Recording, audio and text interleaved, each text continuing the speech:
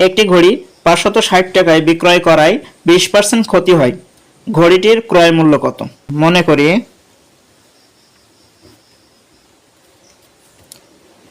ক্রয় মূল্য সমান 100 টাকা। এবার 20% ক্ষতিতে বিক্রয় মূল্য কত হবে?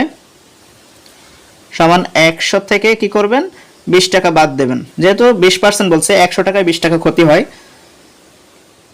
তাহলে কত হচ্ছে? 80 টাকা। 20% ক্ষতিতে বিক্রয় মূল্য কত হলো? 80 টাকা। বিক্রয় মূল্য 80 টাকা হলে ক্রয় মূল্য 100 টাকা। অতএব বিক্রয় মূল্য যদি 1 টাকা হয় তখন ক্রয় মূল্য কত হবে? যখন 80 টাকা বিক্রয় মূল্য ছিল তখন ক্রয় মূল্য ছিল 100 টাকা। 80 টাকা তুলনায় 1 টাকা অনেক কম, যার কারণে ক্রয় মূল্য তখন কি হবে? আরো কম হবে। কম হবে মানেই ভাগ হবে। 100 এই 80 তাহলে ভাগে চলে আসবে। অতএব যখন আপনার বিক্রয় মূল্য 560 টাকা তখন ক্রয় মূল্য কত হবে? বিক্রয় মূল্য 560 টাকা হলে ক্রয় মূল্য এই 100 সাথে 560 কি হবে? গুণ হবে। কেন? 1 টাকা যখন বিক্রয় মূল্য ছিল তখন ক্রয় মূল্য ছিল এই টাকার ফিগার। যখন 1 টাকার পরিবর্তে আপনার হচ্ছে 560 টাকা বিক্রয় মূল্য ধরা হবে, নিশ্চয় অনেক টাকা বেশি, যার কারণে এখানে যেই বেশি হবে সেই আমার কি করতে হবে? এখানে গুণ করতে হবে। তাহলে 560 উপরে গুণ করলাম, আর গুণ হলে সবসময় উপরে চলে যায়, আর ভাগ হলে সবসময় নিচে চলে আসে। আচ্ছা, নিচে আছে 80 রাখলাম।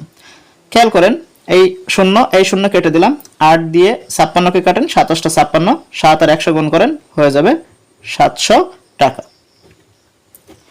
এইটা কি? 700 টাকা। এই যে ক্রয় মূল্যের মান বের হয়েছে। প্রশ্ন চাইছে কি আপনার ঘড়িটির ক্রয় মূল্য কত? আপনি লিখবেন অতএব নির্ণয়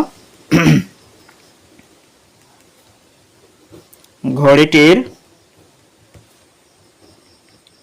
ক্রয় মূল্য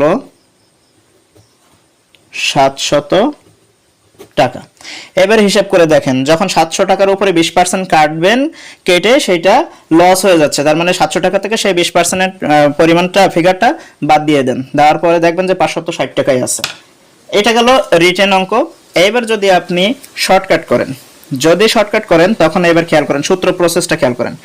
আপনি শর্ট করার সময় এখানে আপনাকে কি বের করতে বলেছে সেটা খেয়াল করবেন। এখানে আপনাকে বের করতে বলেছে ক্রয় মূল্য, তাহলে আপনি ক্রয় মূল্যের সূত্রটা লিখবেন। ক্রয় মূল্য যখন লিখবেন তখন আপনার আসবে সূত্রটা, বিক্রয় মূল্য মান যেটা আছে সেটা বসাবেন, এখানে গুণ চিহ্ন দেবেন। যেহেতু ক্রয় মূল্য বের করতেছেন সেহেতু আপনার 100% যে ফিগার, মানে পুরোপুরি 100 ভাগ যেহেতু বের করবেন, সেহেতু 100 উপরে লিখবেন, আর নিচে লিখবেন 100 প্লাস মাইনাস লাভ অথবা ক্ষতি। তাহলে আমাদের শর্টকাটে ক্রয় মূল্য বের করার সূত্র হলো এটা, ক্রয় মূল্য সমান বিক্রয় মূল্য গুণ উপরে থাকবে 100, নিচে থাকবে 100 প্লাস মাইনাস লাভ বা ক্ষতি। লাভ হইলে 100 সাথে প্লাস করব, লস হইলে 100 সাথে মাইনাস করব। এখন খেয়াল করেন তো, এখানে বিক্রয় মূল্য দেওয়া আছে 560 টাকা, গুণ সূত্র অনুসারে উপরে থাকে 100 টাকা, নিচে এই 100 সাথে এই অঙ্কে ক্ষতি হয়েছে নাকি লাভ হয়েছে? এই অঙ্কে প্রশ্নে বলেছে আপনার 20% ক্ষতি হয়েছে, তাহলে এখানে ক্ষতি হয়েছে মানে আপনাকে বিয়োগ করতে হবে। কত পার্সেন্ট ক্ষতি হয়েছে? 20%, তাই 20 টাকা বিয়োগ করবেন। আচ্ছা, এখন পরের লাইনে আমি ক্যালকুলেশন কি করব? 560 গুণ উপরে আছে 100, নিচে আছে আপনার কত? 100 থেকে 20 বিয়োগ করেন, থাকে 80।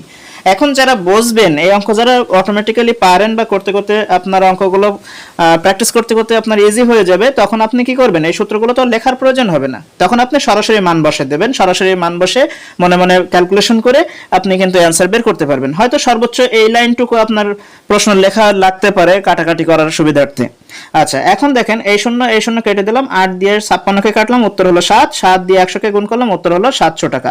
এমসিকিউ করার সময় এইভাবে সূত্র কষে বের করে নিয়ে আসবেন। আর সূত্র তো এমসিকিউ করার সময় এতগুলো লেখার কোনো প্রয়োজন নেই, জাস্ট আপনি সরাসরি দেখবেন যে বিক্রয় মূল্য কত টাকা দেওয়া আছে, বিক্রয় মূল্য টাকার ফিগারটা বসাবেন, গুণ চিহ্ন দেবেন, উপরে 100 দেবেন, আর মনে মনে নিচে যেটা বিয়োগ করার পরে যে ফলটা আসবে বা যোগ করার পরে যে ফলটা আসবে সেইটা একবারে বসাই দেবেন, দিয়ে কাটাকাটি করবেন, ব্যাস এই ফিগারটা চলে আসবে। তখন কাটাকাটি কাটাকাটি করলে 700 টাকা। এটা হলো আপনার শর্টকাট অ্যান্সার। আশা করি শর্টকাট এবং রিটেন দুইটাই বুঝতে পেরেছেন। যদি বুঝতে অসুবিধা হয়ে থাকে তাহলে মেসেঞ্জারে একটু নক দিয়ে আবার বুঝিয়ে দেবো। আর যদি এমন মনে হয় যে ভিডিওটা আরেকবার দেখলে ক্লিয়ার হয়ে যাবে তাহলে আরেকবার দেখে নেবেন।